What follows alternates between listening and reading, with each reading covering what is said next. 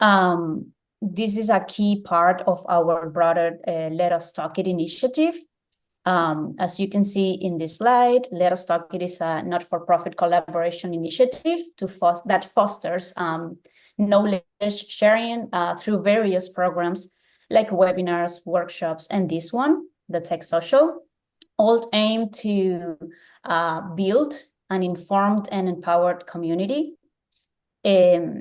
This mission is associated with a robust ecosystem of brands, each one playing a vital role in our vision, from Cogen, where I personally worked, and Edgar as well, which is our moderator, that empowers small to medium-sized businesses, to MIBC, that connects businesses, communities across Michigan.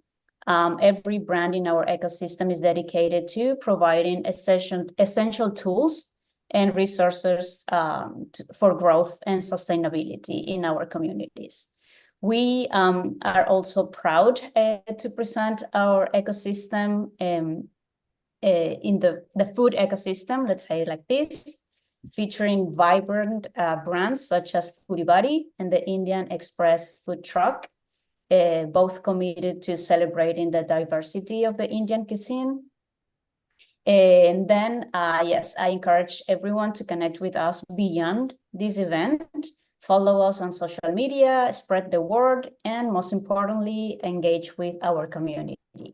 So our topic today, 1 second, let me stop sharing.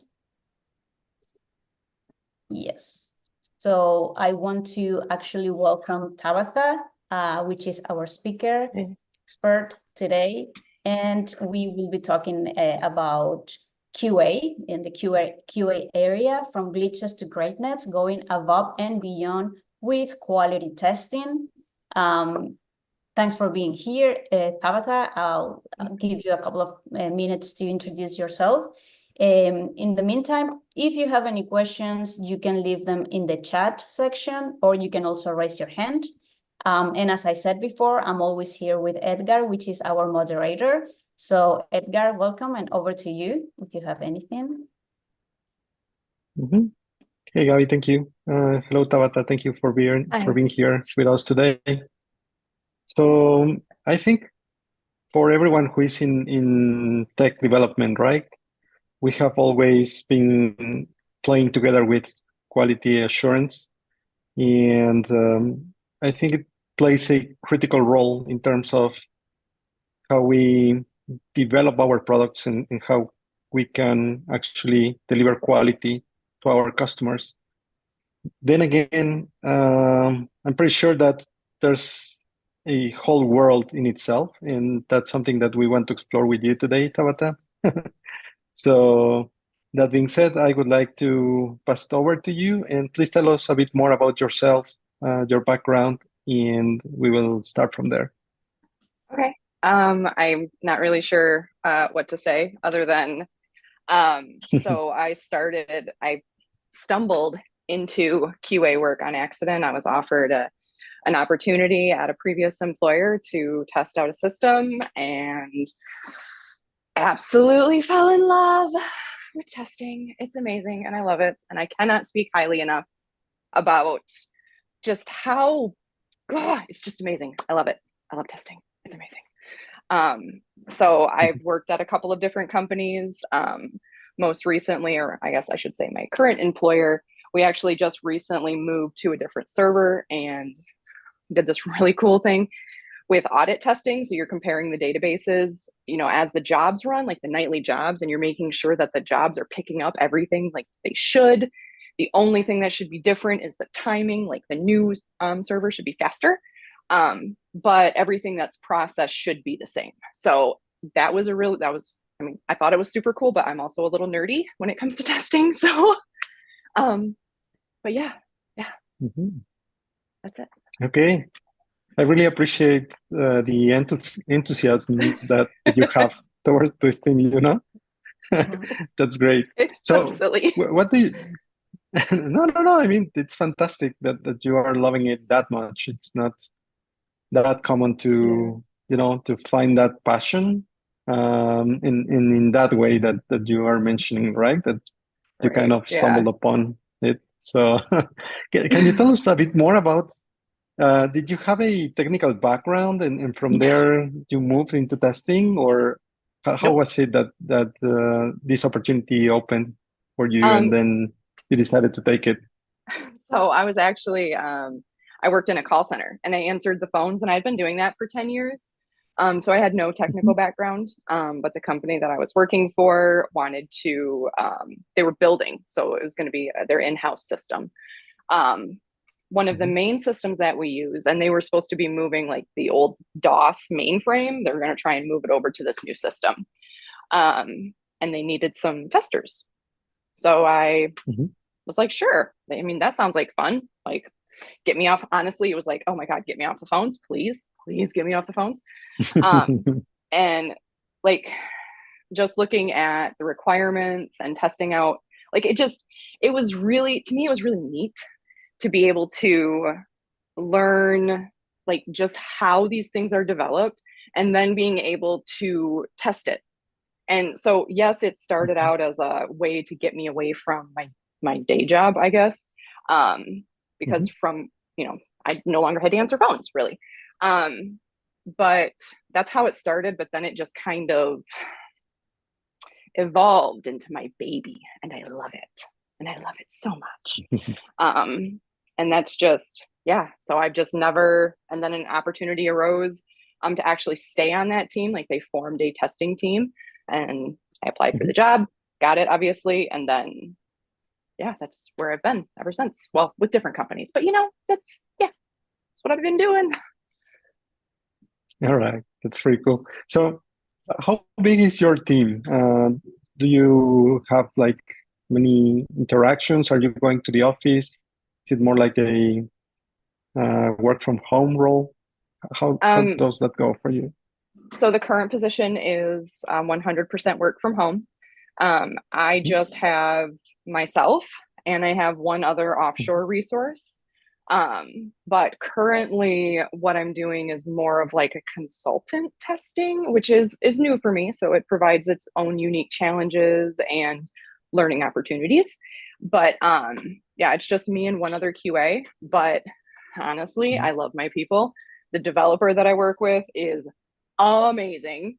My offshore resource QA, he is amazing. Like, just, I love my team. They're so smart. They're so smart. And they help so much. But with my previous employer, I was actually the QA manager. So we actually, the testers were actually like the business. So I would resource plan for the JIRAs that we were getting, how many testers I would need, and about how long it would take them to run each test case, and then defect management and that kind of stuff. And that was about, it could be anywhere from like 57 people-ish. That was a lot. That was a lot. It was a lot of fun, but that was a lot. Yeah. Okay.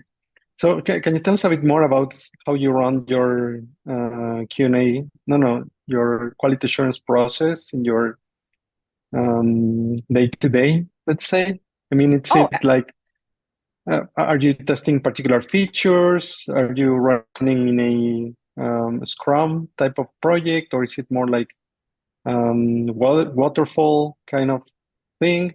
How does that work in general for you these days?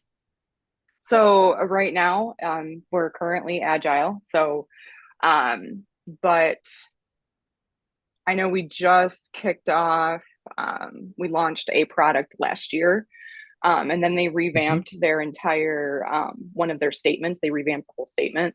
That took a lot of time, patience, and energy. But now we're getting right back into the swing of things of the client making the change requests. We get the requirements and everything. And just as we get the JIRAs, me and the QA, we meet, we figure out like what we think we need to do. We have a core group of test cases that we run, so that way we can, when they deliver something, because everybody knows, I hate to say it and I hate to be the bearer of bad news, but anytime you touch something, you can break something else. So we have like core test cases. with problem children that continually arise that we always run regardless of what we're testing. So we kind of me and the other QA meet like, I want to say twice a week, depending on our workload, go over what JIRAs are of high importance, where we are, what struggles we're having, and we just kind of bounce ideas off of each other. But other than that, it's just a lot of it is manual testing because this particular client hasn't really given the go-ahead for any type of test automation. The only automation that I did get to use was through Excel, which you can link Excel to Microsoft SQL. Don't know if anybody knows that, but that is super cool because then you can just automate your audit. So stinking cool. But a different QA, we worked together to get that taken care of. And that was like super cool. And like I said, super nerdy, but yes. It helped us actually catch a bunch of bugs because apparently in the back end, like the code was written a little bit differently. There was a little bit more, I shouldn't say it was written differently. There was a little bit more leeway in our old server than the new server. So it was actually preventing certain things from happening.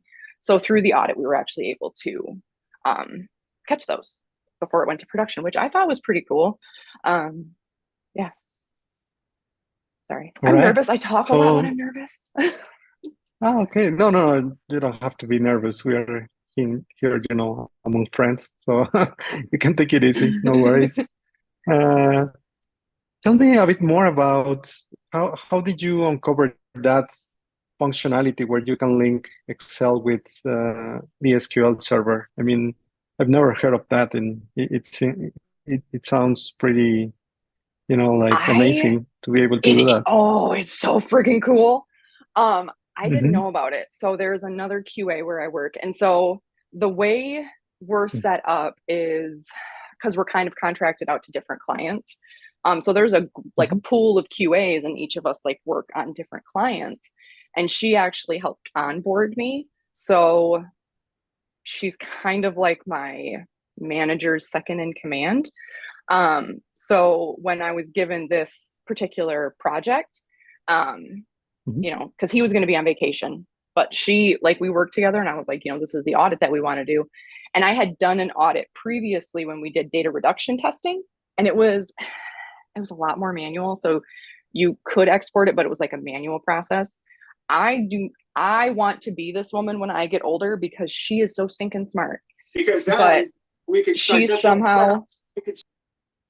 she somehow linked the Excel to the server. So you just have to like log on and then you push a button and it does all the extracts and the compare. And we had a pie chart in the front that just told us what was matching and what wasn't. So as much as I would love to be able to expand on that, I cannot take credit for that. That woman is a genius. And I'm going to be her when I'm older. All right. And what I understand that then you have experience working with automating the testing process. And of course, I can see that you have tons of experience working with manual testing. So in your opinion, what works best for which scenario, or which one do you prefer to work with?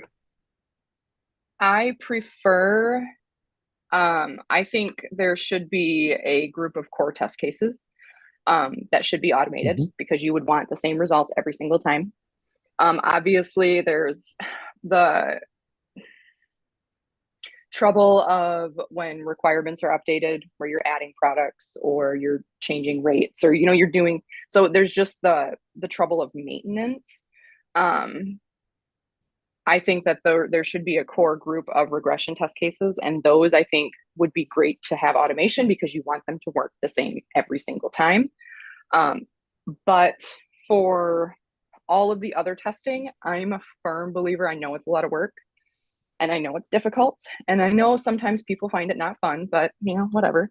I think manual testing, because, and I don't know if any of you guys have tested before or worked with a QA before where they've shown you something and they're like, you're not going to believe me when I tell you what's happening, so I'm going to show you. Like, I just feel like there's a lot of that, and that's not something that an automated tool can catch. And I really like manual testing. I just like testing, so I like it. I want to do it. Actually, when you are making this manual testing, right? Sometimes it has happened to me in the past that perhaps I touched something that I wasn't supposed to touch, or Yeah. put a Yeah. value that wasn't even there, or even in my test cases, right? And out of the blue, then you discover an issue or you discover something else, and that's pretty interesting. That the same way, right? As you are developing, and then you have like these particularities that you may be adding.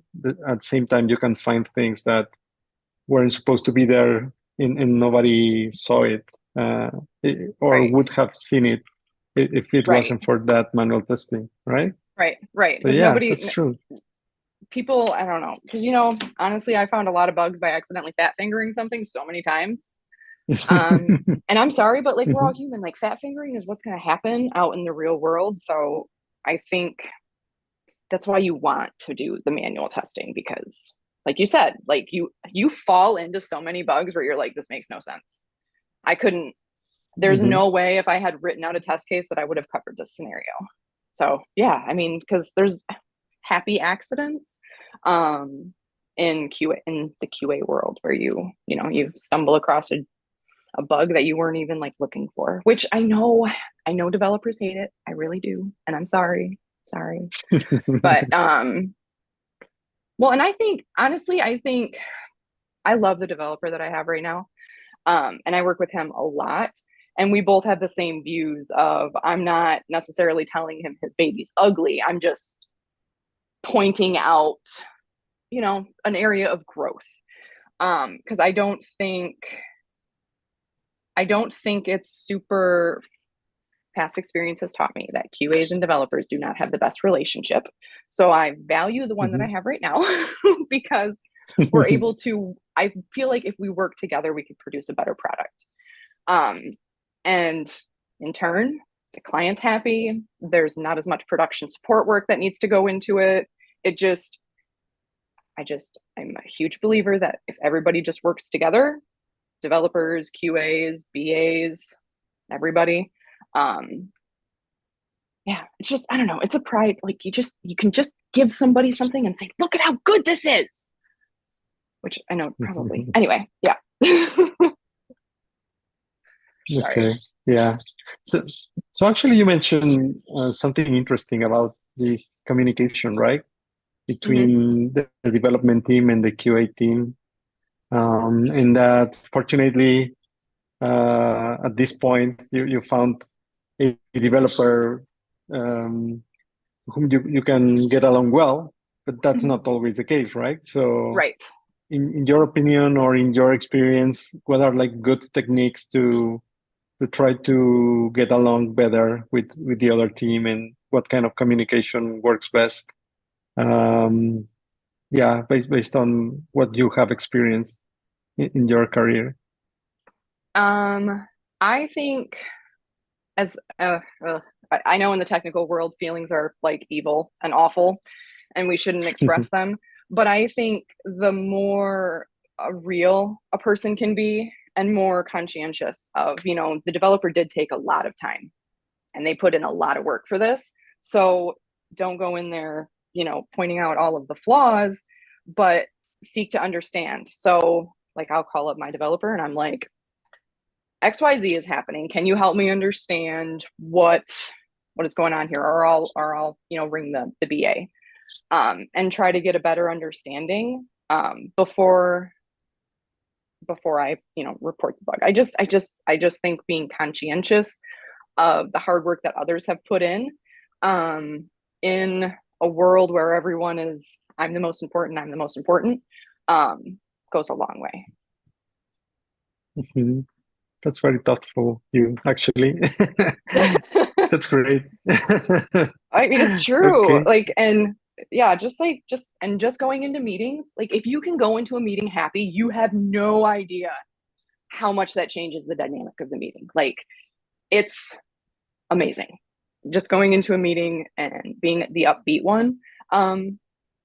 It just, I don't know, it's just your team likes you, you work better together. Like, it's just, yeah, just be conscientious of everyone else's hard work. Yeah, that's a great thought, actually.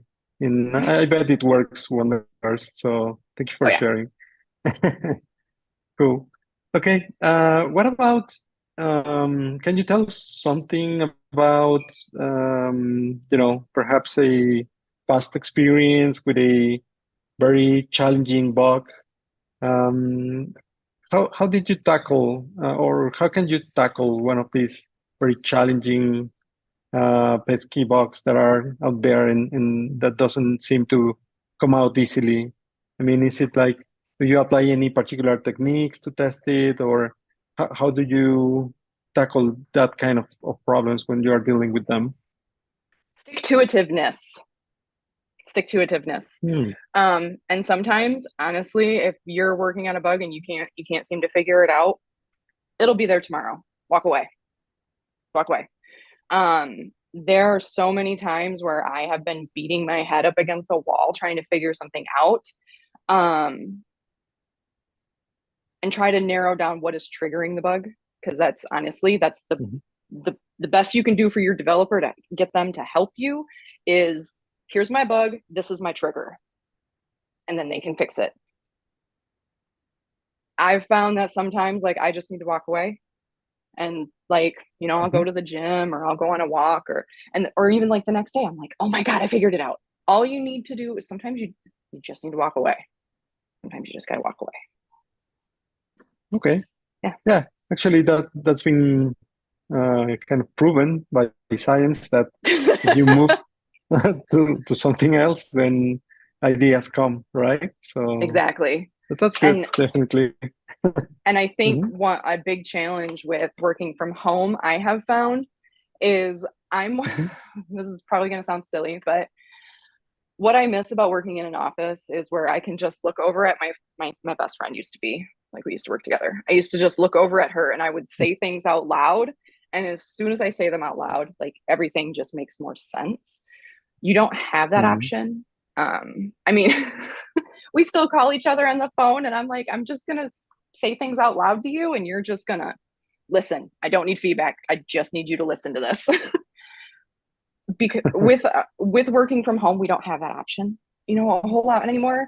So I think sometimes another good tool is just to call somebody, or turn around, talk to them, call them, whatever the case may be, because sometimes just speaking the problem out loud helps. You all have that light bulb moment. We all have it. We're like, oh my God, I'm so stupid. It's right in front of my face. Yeah. So walking away. Yeah. Phoning a friend, I believe is the term. Phoning a friend.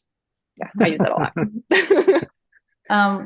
Tabata, we have a comment from Radhika. Radhika is actually one of our QA leads in Cogent.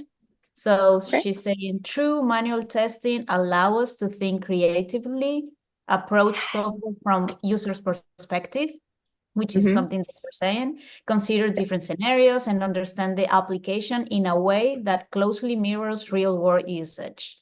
Along with this, it's asking you, what are the challenges you have faced in your testing career and how did you overcome those challenges? That's the first one. Okay. And then the second is how to handle last-minute testing. Oh, those are good. Those are good. A challenge that I have faced. I think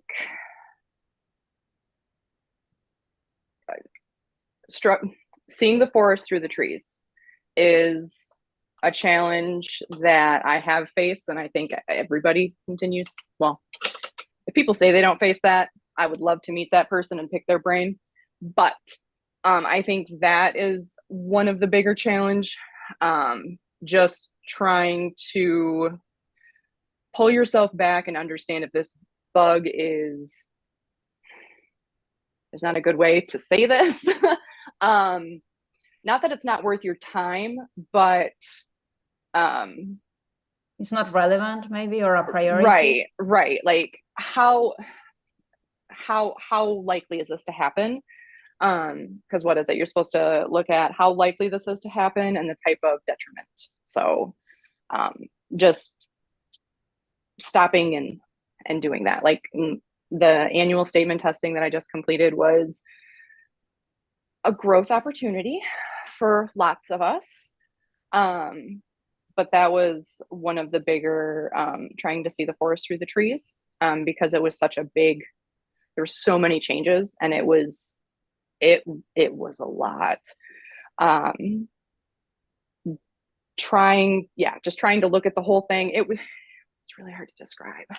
It's just a lot. So I think seeing the forest through the trees is probably the biggest challenge that I have, because you find a defect and you get all hyper focused, and sometimes you have to pull yourself back. And what was the other question? Sorry. Yeah, how to handle last minute testing.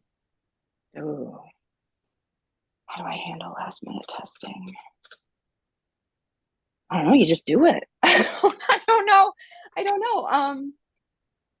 I just do it.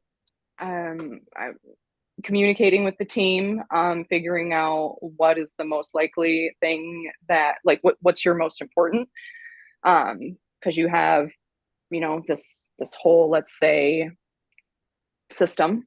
What's the most important thing that you want tested? Because it's not realistic to expect, everything to be tested. But yeah, you pick out your most important thing, and that's what you do. And I know that seems stupid, but you just do it. Yeah. Yeah, I do have another question from Abhiram. Okay. What is the maximum amount of time to spend on a bug or an issue, and when to reach out to a colleague or a senior team member? I don't think, I know everything is based off of timeframes and numbers, but I think I think that's something that I'm hoping people learn through QAs, is that if you have a huge bug and you spend 2 hours, testing it, that's not a huge deal. But if you have this minor bug and you spend 2 hours testing it, that's a problem. So I think it really depends on the size of the bug, how complex it is. But if it is really complex, I think that is where I reach out to somebody immediately. Like, I test it out a couple of times. I'll spend like a half hour to an hour testing it out, trying to get like a feel for it. And then I will phone my friend and I'll share my screen. I'll be like, this is what's happening. And, just talk it out. And just with talking it out, you can kind of see the different scenarios play out in your head, and you just kind of make your notes on your different scenarios. And yeah, so I guess it really depends on the severity, I guess is the term I'm looking for. Severity of the bug that you stumble across. All right. Okay, thank you.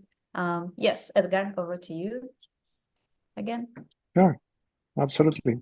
So, what about Tabata? How do you keep up with the latest and the greatest in your field? Do you have any particular resources that you like? Any particular books that you have read, news, posts? Please tell us more about that. I Google everything. And if I find something that's relevant, that's what I'll go to. But I'll also, and I don't know if we're not supposed to do this, but if you just go on TikTok, there's a lot of good people post like, hey, this is this really cool thing I learned, which is, I have the attention, I'm sure you all figured it out, I have the attention span of a ferret. So I like quick and to the point. And then I if it's something that would benefit me, then I'll go and I will watch YouTube or I'll listen to podcasts.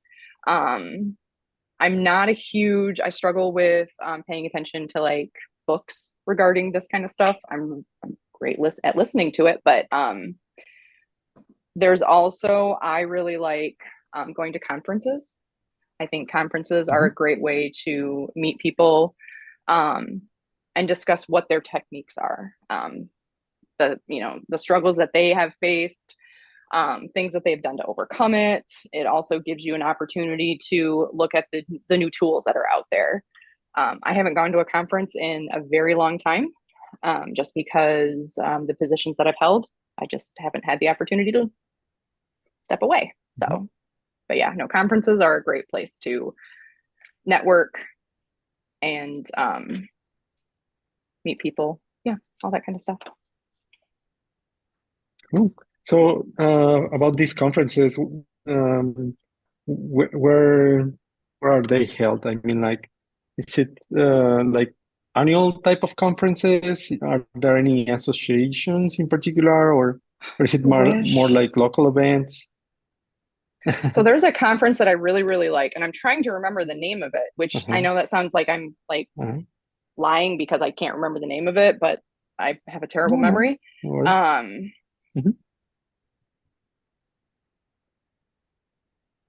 But no, so this conference meets, I believe, every spring and every fall. The last time I think they did was Washington, D.C., and that was 4 years ago that I went to it. But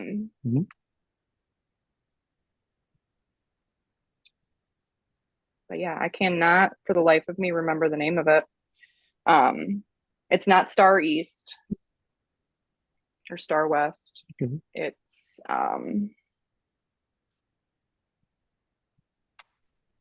no worries, it might come to you a bit later. Was it like a big conference, like many people attending, maybe in the hundreds or thousands? Yes. It used to be. Yes? It used to be huge, but then COVID happened and it kind of got smaller. Yeah. Okay. If I happen to remember the name of it, I'll let you guys know. I have another question here. We have seen the rise of AI in the IT world as well.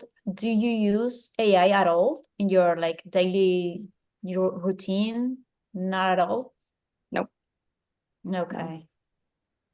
I know the company that I'm working for, that is something that's come up in like one of our meetings on how we can incorporate it. But that's not, as far as I know, it's not something that we've dove into yet. It's actually something that I think is going to be brought up. So we have a quarterly QA meeting. So I think that's something that's going to be brought up at the quarterly QA meeting tomorrow, actually. Okay. Got it. Okay, and what about the tools that you use in your daily work? Is it like, do you have any particular tools that you enjoy using, that you like, or are there any tools that you dislike completely? I don't know. Can you tell us more about that? The only, I guess, because everything I do is really manual, Excel is a godsend. I like Excel because currently what we're testing involves financial information. So, interest and stocks and like all of that. Excel is, I don't think people talk about Excel enough. But when you're manually testing, it's a great organizer of thoughts and little bits and pieces, and keeping track of where you're at in testing, just because it's a little bit more virtual, but because everything I do is really manual now. Yeah, Excel is really my best friend. Really my best friend. Cool. I got another question. Oh, sorry, Ed. Go ahead. No, please go ahead, Gabby. Yes, I have another question. What type of integration an application interacting with a third-party application testing challenges you faced, and how did you fix it? Oh, how did I fix it? I don't think I fixed it. I'm pretty sure the developer was working patient, man. I really just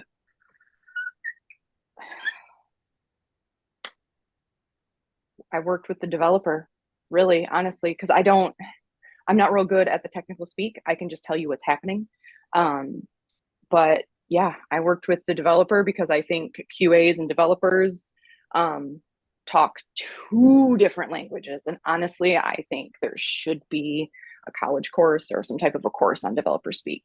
But because I was able to communicate with him what I was facing and what was happening. And him and I were both able to work with the vendor to solve the problem.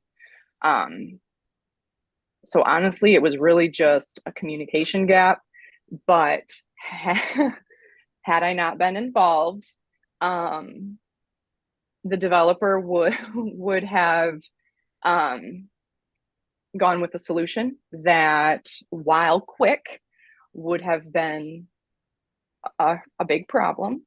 So yeah, honestly, it was just working with the developer to try and get the point across of what was happening, but also wrangling in the developer on, because he was like, oh, this is just a quick solution, we'll just do this. And I'm like, no, we will not, because you're gonna make my nightly cycles crash. You can't do that. So just because, sometimes you can get it's a simple solution. Cool, I'm just gonna go do this. And I'm like, no, you will not. So yeah, that's really just working with the developer to try and get the technical side down, and come up with a solution that wouldn't break everything else. Right. And are you ever part of the meetings with the stakeholders or vendors? And if you are part of it, what is your role there?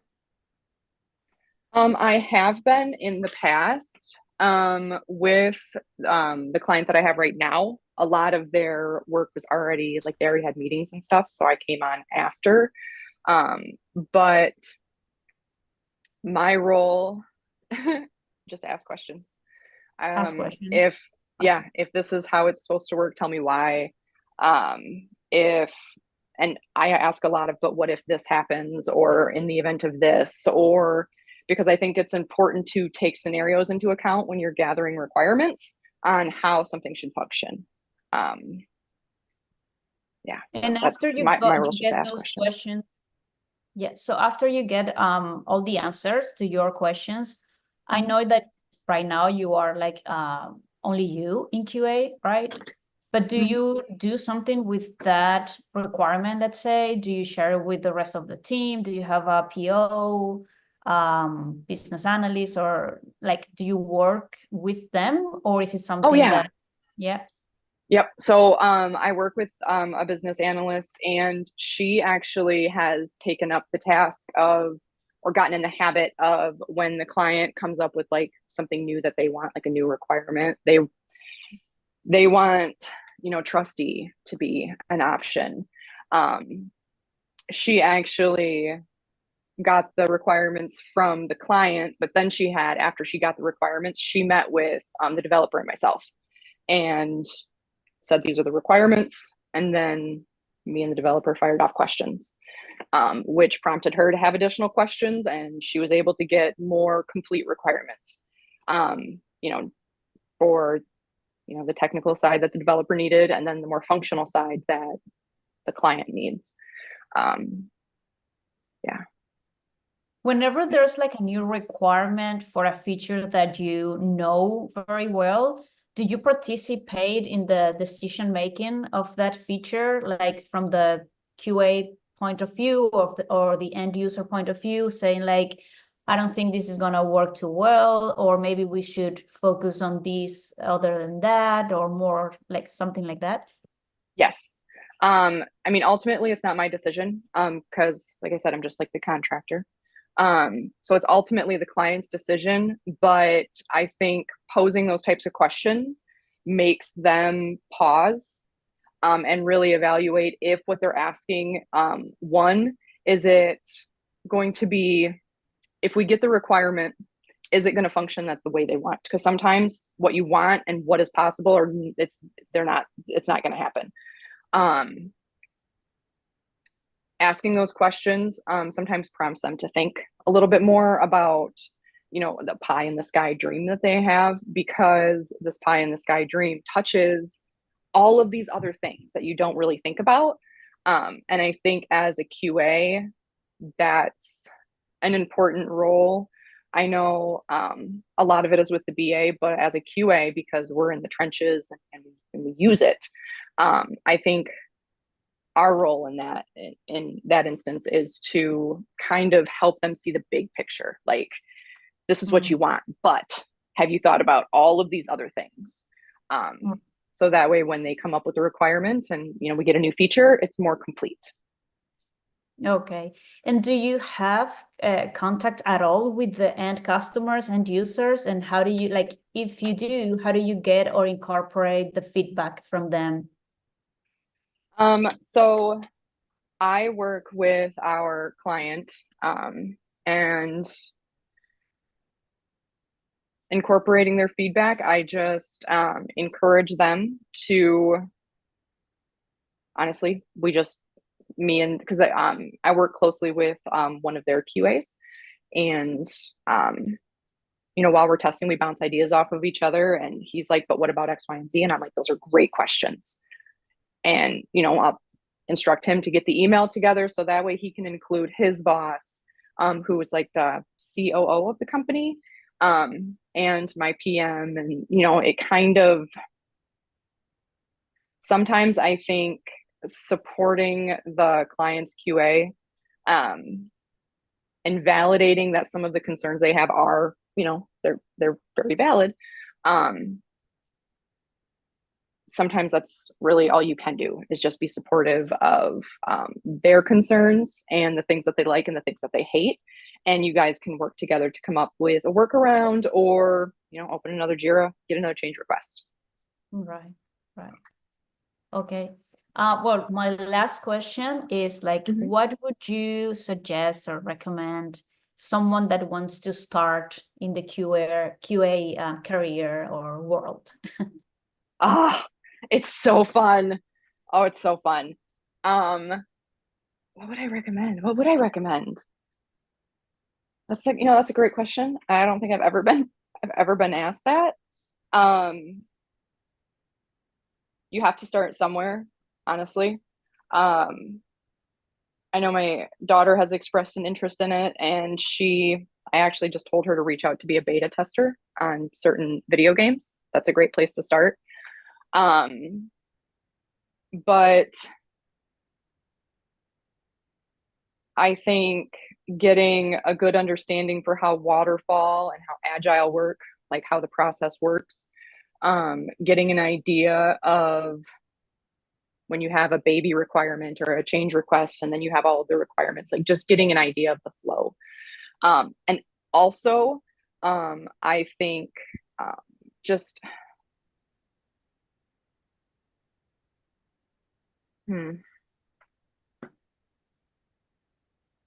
yeah.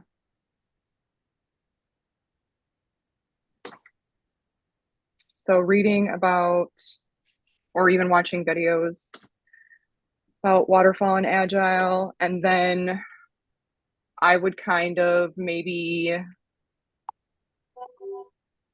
because I think there are sites out there, like I know there's sites where you can go and build a snowman in Java, because I've done that. I think there are sites out there where you can test out for free. I would recommend going and doing that, like, because I think, I'm not saying everyone should be super passionate about their job, but I think you should test it out and see if that's what you want, and if it is, then go on LinkedIn, and start looking for some entry-level jobs. All right. Edgar, do you have any other questions? No, I think that that's actually like the secret sauce, that you are curious about how things work, right? And that based out of that curiosity, you can go and explore and understand how things are the way they are, and why, right? Because if you get that background, sorry, yeah, if you get that background, then it would be way easier for you to try to check, in this case, where things might be failing, right? You have that context.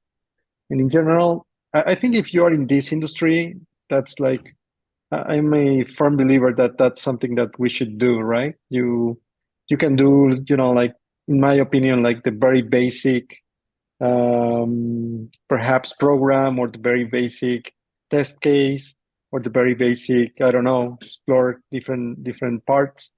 But as long as you do that, then you would have enough tools to say, okay, I think I understand how this works, and based on that, I can go here and there, and then start doing my work better, right? So yeah, I mean, I totally agree with you, and I really like, finding people that have that curiosity and that spirit.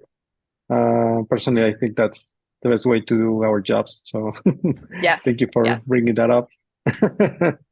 Amazing.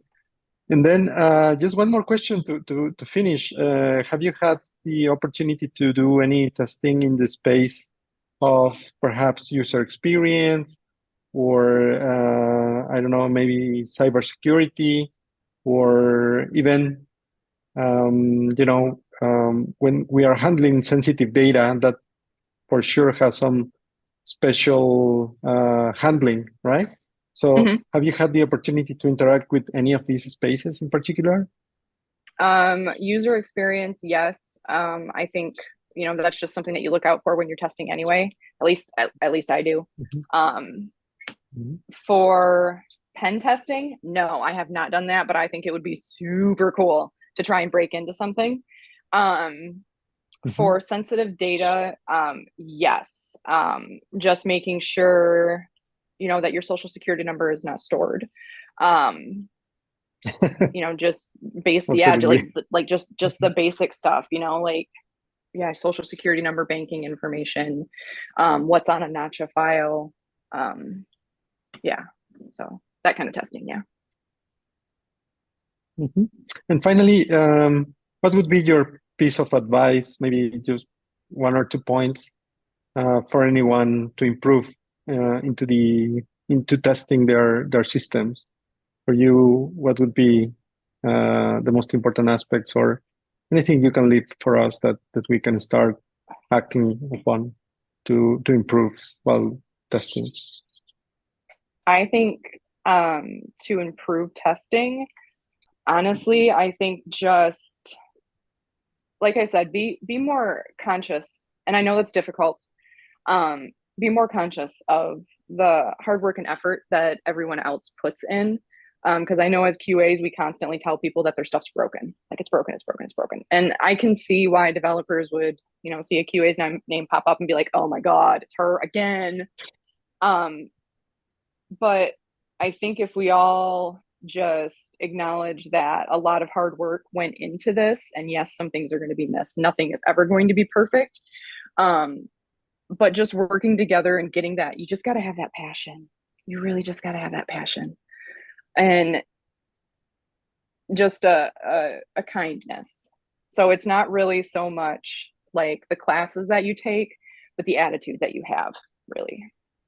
And I think that's how you would be able to improve QA, is by, being kind and cognizant of other people's work. So that way you guys can work together to find a better solution.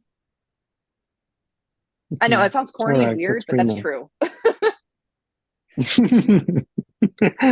Amazing. All right. Yeah. So thank you so much, Tabata, for being here with us today. Yes, Gabi, please.